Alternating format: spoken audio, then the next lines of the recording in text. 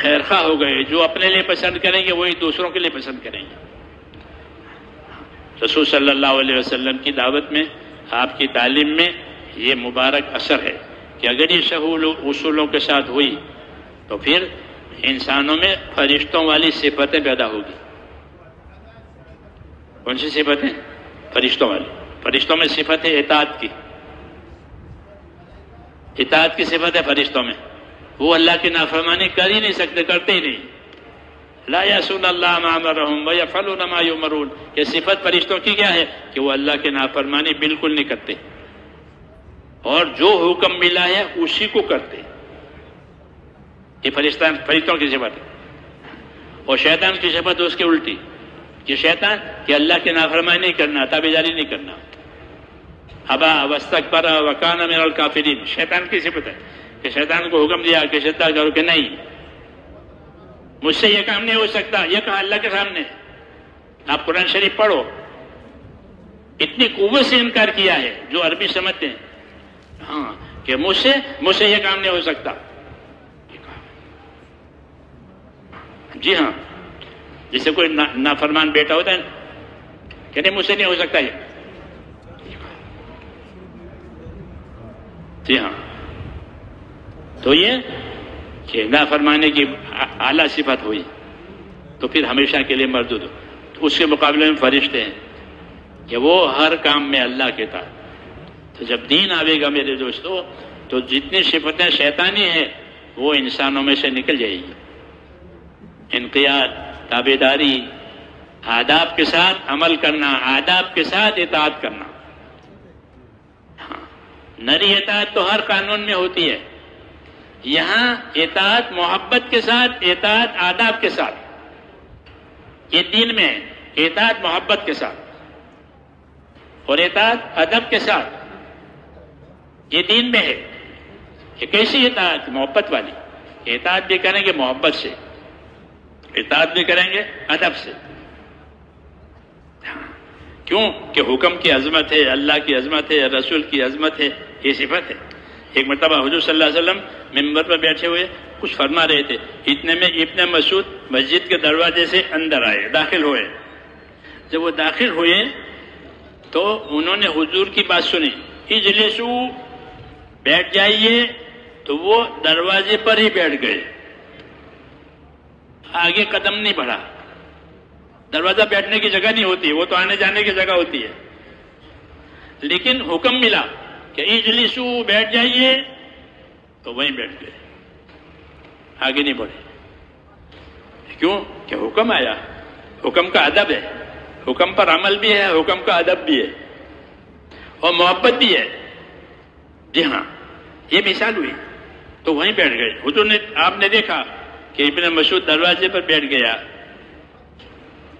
اور کیوں کہ وہ بات پہنچی، اجلسو، بیٹھ جائیے، تو آپ نے بلایا، عبداللہ آگے جاؤ، تو پھر آگے آئے۔ عمل ادب کے ساتھ، عمل محبت کے ساتھ۔ جی ہاں، اس کو دین کہتے ہیں کہ ہمارے دل میں آداب بھی ہے، ہمارے دل میں طریقے بھی ہے، ہمارے دل میں محبت بھی ہے۔ ہاں، بوجھ نہیں، جی بوجھ جیسے دنیا کے قانون کے بوجھ ہوتے ہیں، بھائی کیا کرو، قانون ہے، بوجھ کے ساتھ، کہ نہیں، محبت کے ساتھ، فرشتوں کی طرح سے اطاعت، کہ کوئی بوجھ نہیں، اسی کے لیے پیدا ہوئے ہیں، اسی کو کریں گے۔ اس لیے اطاعت کرنے میں عمل بھی ہے، محبت بھی ہے۔ تو دروازے پہ بیٹھ گئے۔ اس سے آگے کہ ایک صحابی اپنے قریب کے محلے میں تھے، میں اس کا نام بھول رہا ہوں، اس طرح ممبر پر حضور نے فرمایا اجلسو، انہوں نے قریب کا محلہ تھا، بنو غنم کا محلہ ہے وہ، قریب کا محلہ مدینہ میں تھا وہ، چونکہ مدینہ کی مسجد نبی کی دیواریں چھوٹی چھوٹی تھی، آواز باہر جاتی تھی۔ پرانی جو مدینہ منورہ کا نقشہ ہے مسجد کا، اس کے نشانات ابھی بھی ہیں کہ حضور کے زمانے کی دیواریں یہاں تک تھی، اتنی اونچی تھی۔ جی ہاں، وہ ہم جب جاتے تھے تو وہ جو حضرات وہاں ہوتے تھے مولانا سعید صاحب کے ساتھ، پرانے ہجرت کر کے وہاں عبادت کے کامے پر ہوتے، تو وہ ہم لوگوں، یہ 40 سال پہلے کی بات ہے، 40-45 سال پہلے، تو ہم کو مسجد نبی کی زیارت کرواتے تھے۔ کہ دیکھو حضور کے زمانہ میں یہ تھا، اس کی حدیث پڑھتے تھے، حضور کے زمانہ میں یہ تھا، یہ حدیث. تو انہوں نے سب پتا کہ دیوانوں کی اتنی اونچائی ہے یا فلاں جگہ. تو دیوانے حضور کے زمانے میں زیادہ اونچی مسجد کی نہیں تھی، اس لیے آواز باہر جاتی تھی. تو وہ صحابی اپنے محلے میں تھے اور حضور نے منبر سے فرمایا بیٹھ جائیے، تو وہ وہیں بیٹھ گئے. کیوں؟ کہ حکم آیا ہے. حکم آیا. لوگوں نے کہا ان کا نام لے کر کے کہ وہ صاحب انہوں نے وہاں آپ کا سنا بیٹھ جانے کا حکم، تو وہ وہاں بیٹھ گئے ہیں محلے میں. بنو غنم کا محلہ کہلاتا تھا وہ. حضور صلی اللہ علیہ وسلم نے یہ بات سن کر کے ان کو دعا دی. کیا دی؟ نبی کے ہاں بڑی چیز ہوتی ہے، کسی کو دعا دے دی. کیا دعا دی؟ کہ اللہ تعالیٰ ان کے اطاعت کا جذبہ اور زیادہ کرے. یہ دعا ملی. نبیوں کے پاس سے دعائیں ملتی ہیں. کسی بات پر خوش ہو کر دعا دے دی کہ اللہ تم کو یہ کر. تو دعا کے منتظر رہتے تھے، اور دعا سے بڑی تسلی ہوتی تھی. ان صلاتک سکن لہم، کہ آپ کی دعائیں ان کے لیے بڑی تسلی کا سامان ہے. تو دعا مل گئی کہ اللہ تعالیٰ ان کی اطاعت میں اور ترقی دے. تو میں نے کہا یہ مثال تھی کہ اطاعت بھی ہے اور محبت بھی ہے، آداب بھی ہیں. اس طرح زندگی کہ صاف ستھری ہو گئی. کیسے ہو گئی؟ صاف ستھری، ایمان والی، عمل والی، آداب والی، اخلاق والی، اخلاص والی،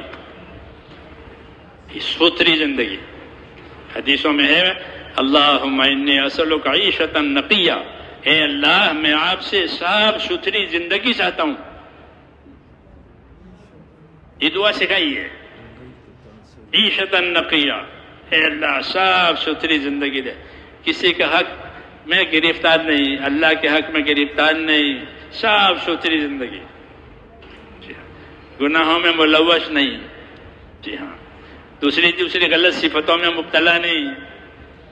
اللہم انی اسألک عیشۃ نقیہ، اے اللہ میں آپ سے صاف ستھری زندگی مانگتا ہوں. یہ سکھایا ہے ہم کو کہ ہم اللہ سے مانگیں. یہ حضور صلی اللہ علیہ وسلم کی زندگی تو ہے صاف ستھری، وہ تو سارے عالم کے لیے نمونہ ہے. جی ہاں.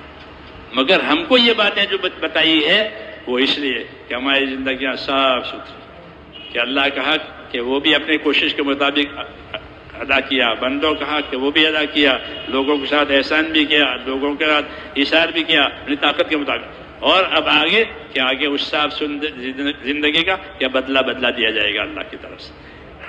اس لیے میرے دوستو یہ کام ہے جو اللہ تعالیٰ نے ہمیں دیا ہے کہ اس کام کے ذریعے سے اللہ تعالیٰ ہماری اور دنیا کے انسانوں کی زندگیاں بنائیں گے. گزرتی تو ہے زندگی سب کی، گزرنا مقصود نہیں ہے، وہ تو گزرے گی. سورج نکلے گا ڈوبے گا، سورج نکلے گا ڈوبے. 2000 ہو گئے، 2020 ہو گئے، 2021 ہو گئے تو جائے. وہ نہیں ہے، وہ گزاران ہے کہ نئی زندگیاں بن جائیں ایمان کے ساتھ، اعمال کے ساتھ، اخلاق کے ساتھ، اور آخرت بناتے ہوئے زندگی گزارے. بڑی بات کہ زندگی کیسے گزاریں گے؟ کہ آخرت بنانی ہے، اور کوئی غرض نہیں ہے. کوئی کسی سے کوئی غرض نہیں، کچھ نہ لینا نہ دینا، نہ اپنی بڑائی نہ اپنی تعریف، کچھ نہیں. آخرت بنانی ہے. صحابہ یہ فرماتے تھے کہ انما ہممنا الآخرہ، کہ ہمارے عزائم آخرت بنانے کے ہیں. بس کہ تم کیا چاہتے ہو؟ کہ ہم تو اللہ سے یہ چاہتے ہیں کہ اللہ ہمیں دین دیا ہے، اس کے ذریعے سے ہماری آخرت بن جائے. بس انما ہممنا الآخرہ ولیست ہممنا الدنیا.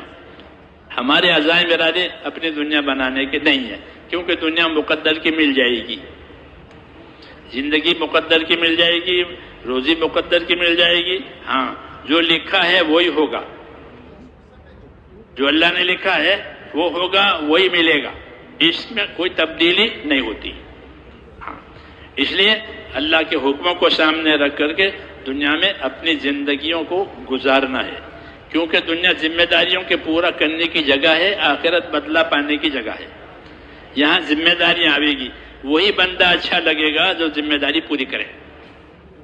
جی ہاں، اور مدد اتنی ہی آئے گی جتنی ذمہ داری پوری کی جائے گی.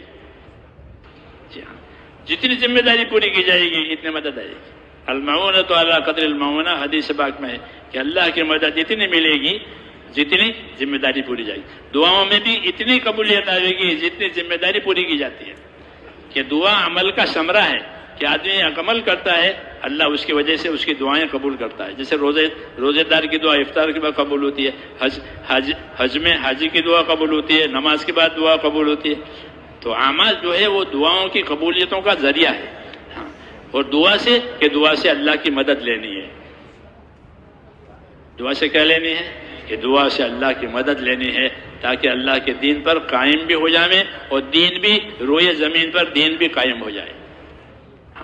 کہ دین کے بارے میں جو کمی کوتاہی ہم سے ہو رہی ہے اس سے ہم نکل جائیں. خروج فی سبیل اللہ کے راستے میں نکلنا یعنی اپنی کمی کوتاہیوں میں سے نکلنا، اپنی خواہشوں میں سے نکلنا. حیات صاحب میں ایسا ہے کہ نکلنا کس میں سے؟ گھروں سے. کہ گھروں سے نکلنا تو بہت آسان ہے، فضا بنتی ہے تو گھروں سے نکل جاتے لوگ، مالی حالت اچھی ہوتی ہے تو گھروں سے نکل جاتے ہیں. کہ نہیں وہ بھی ٹھیک ہے، لیکن اصل کہ اپنی خواہش کے مقابلے میں حکموں پر اپنے آپ کو ڈالنا، خواہشوں میں سے نکلنا. مختلف خواہشیں ہوتی ہیں، بڑا بننے کی خواہش ہوتی ہے اور مختلف خواہشیں ہوتی ہے. سمندر ہے اندر خواہشوں کا. جی ہاں، کہ خواہشوں میں سے نکل کر حکموں پر آنا. ہاں، کہ اب حکموں والے بن گئے، خواہشوں والے نہیں. خواہش کی جگہ جنت ہے. خواہش کہاں پوری ہوگی؟ کہ خواہش جنت میں، ہر خواہش جنت میں پوری ہوگی. اور کوئی امید جہنم میں پوری نہیں ہوگی. کوئی امید جہنم میں پوری نہیں ہوگی، مایوس رہیں گے. اور جنت میں کہ جنت میں ہر خواہش پوری ہوگی. لہم ما یشاؤون فیہا، کہ اس میں وہ ملے گی جو یہ چاہیں گے، ان کی خواہش ہوگی وہ دی جائے، بلکہ اس سے مزید دی جائے گی. یہ وعدے کیے گئے ہیں. تو ایمان والے جو ہوتے ہیں وہ آخرت والے ہوتے ہیں. ایمان باللہ والیوم الآخر یہ اصل ہے کہ اللہ اور آخرت سامنے رکھ کر زندگی گزرے. ہاں، یہ مقصود ہے. اس میں اللہ کے حقوق کی ادائیگی، بندوں کے حقوق کی ادائیگی، اپنے حقوق کی ادائیگی، اور پھر اس کو احسان اور اخلاص کے ساتھ. ہاں، کہ اس سے پھر حق تعالیٰ شانہ کے یہاں سے قبولیت ملتی ہے، اس کے درجات دیے جاتے ہیں. وَلِكُلٍّ دَرَجَاتٌ مِّمَّا عَمِلُوا، ہر ایک کو اپنے عمل کے حساب سے اللہ تعالیٰ درجات دیں گے. جس طرح ثواب دیتے ہیں درجات بھی دیتے ہیں. تو صحابہ کرام رضی اللہ تعالیٰ عنہم کو اس کا حرص تھا کہ ثواب بھی ملے، درجات بھی ملے اور اللہ تعالیٰ کی رضامندی بھی ملے. اسی کو سامنے رکھ کر کام کرنا کہ یہ مخلصین کا شیوا ہے، یہ مخلصین کا طریقہ ہے. اور اس کی وجہ سے، ان کے اخلاص کی برکت کی وجہ سے صحیح راستے کی ہدایت اور رہبری دنیا کے انسانوں کو ہوگی.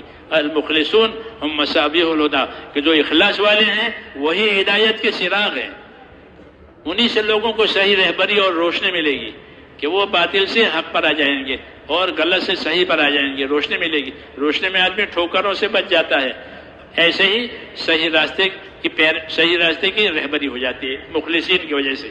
اس لیے انبیاء کرام نے اس کی دعوت دی ہے، اس کی تعلیم دی ہے کہ اپنے عمل میں اخلاص بھی پیدا کرنا ہے، استقامت بھی پیدا کرنی ہے، اور احسان اور انصاف کہ یہ صفتیں ہمارے اندر پیدا ہو جائیں. یہ نیت کر کے اپنے آپ کو اس میں چلانا ہے اور اللہ سے مانگنا بھی ہے، کیونکہ اللہ دیں گے تو ملے گا. اللہ دیں گے تو ملے گا. اللہ کے دین اصل ہے، محنت تو اس کا ذریعہ ہے. محنت اس کا ذریعہ ہے، اصل تو اللہ دے گا. اس لیے کہتے ہیں دعائیں مانگو اللہ تعالیٰ سے. ہاں، کہ ساری حالات اللہ ہماری ٹھیک کر دے.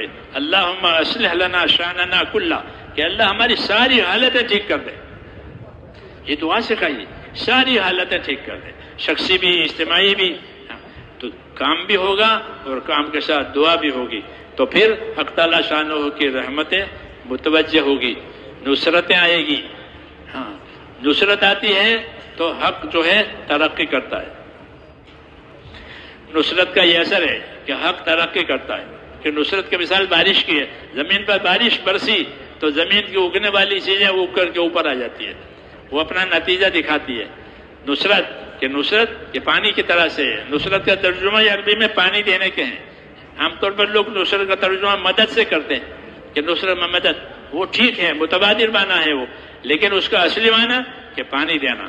اس لیے دین کی نصرت کرنے کا معنی یہ ہوا کہ دین کو پانی دو. جس طرح زمیندار زمین کو پانی دیتا ہے موقع پر تو پھر اس کی پیداوار اوپر آتی ہے.